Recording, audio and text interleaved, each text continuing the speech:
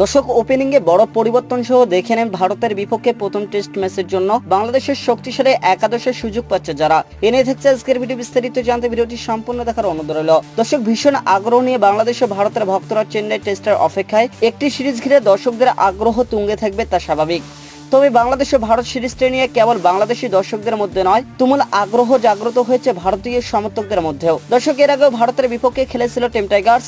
এতটা সম্ভাবনা ও আত্মবিশ্বাস সঙ্গী ছিল না বাংলাদেশের। দর্শক, কদিন আগে পাকিস্তানকে তাদের মাটিতে 2 ম্যাচের টেস্ট সিরিজে ধবল ধুলাই করার পর বাংলাদেশের আত্মবিশ্বাস রয়েছে এখন তুঙ্গে। যদিও ভারতের মাটিতে পরীক্ষা যে কঠিন হবে টাইগারদের, সেটি বলার অপেক্ষা রাখে না। দর্শক, 2টি টেস্ট ও 3টি টি-20 খেলতে ইতিমধ্যে ভারতে পৌঁছে গিয়েছে বাংলাদেশ জাতীয় ক্রিকেট দল।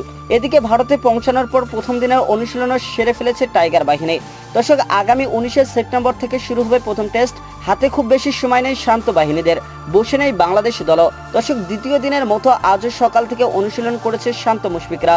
চেন্নাইয়ের এম চিদাম্বর স্টেডিয়ামে পুরো দল নিয়ে অনুশীলন শুরু করে কোচ চন্ডিকা হাথুরুসিংহে। ব্যাটাররা এদিন নেটে নিমগ্ন ব্যাটিং অনুশীলন করেছেন, বোলাররাও নির্ভীকভাবে ঝালাই করেছেন বল হাতে। এদিন বোলারদেরকেও অনুশীলন করতে দেখা গিয়েছে। রোদ ঝলমল আকাশের নিচে বাংলার ক্রিকেটাররা তৈরি হচ্ছেন ওড়ার জন্য। ভারতকে তাদের মাটিতে টেস্টে হারিয়ে ইতিহাস গড়তে পারা তো আকাশে ওড়ার মতোই আনন্দ দেবে। পা অবশ্য মাটিতে রেখেছেন নাজমুল হোসেন শান্তরা। পাকিস্তান ও ভারত সম্পূর্ণ দুটি আলাদা দল, তা ভালোই করে জানে বাংলাদেশ। পুরো দল গভীর মনোযোগে অনুশীলন করলে দলের সঙ্গে এখনো যোগ দেননি সাকিব আল হাসান। লন্ডনে কাউন্টি ক্রিকেট শেষ করে যোগ দেওয়ার গুঞ্জন থাকলেও এখনো ভারতে পৌঁছেননি তিনি। দর্শক, প্রথম টেস্টের আগে যোগ দেওয়ার জোর সম্ভাবনা আছে তার। বল হাতে ছন্দে থাকা সাকিবের চেন্নাই টেস্টে খেলার সম্ভাবনা সব থেকে বেশি। আর তাই ভারতের বিপক্ষে প্রথম ম্যাচে কেমন হবে বাংলাদেশের সেরা একাদশ। পাকিস্তানের সাথে যে দুজনকে ওপেনিংয়ে দেখা গিয়েছিল, দর্শক, তাদেরকে ওপেনিং করার সম্ভাবনা রয়েছে। ইনজুরি থেকে সুস্থ হয়ে ফিরেছেন জয়, তবে তারা একাদশে না থাকার সম্ভাবনা সব থেকে বেশি। আগের সিরিজে ভালো করা জাকির হোসেন ও সাদমান ইসলামকে দেখা যাবে একাদশে। এই দুজনে হবেন দলের ওপেনার। নাজমুল হোসেন শান্ত থাকবেন 3 নম্বর পজিশনে। এদিকে 4 নম্বরে ব্যাটিং করবেন মুমিনুল হক। 5 নম্বর পজিশনে দেখা যাবে সাকিব আল হাসানকে।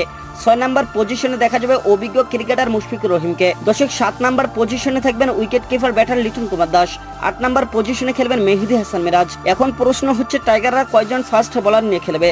দর্শক, 2জন ফাস্ট বোলার নিয়ে খেলতে পারে টাইগাররা। সেক্ষেত্রে দলে দেখা যেতে পারে নাহিদ রানা ও তাসকিন আহমেদকে। স্পিনার কোটায় দলে থাকতে পারেন তাইজুল ইসলাম।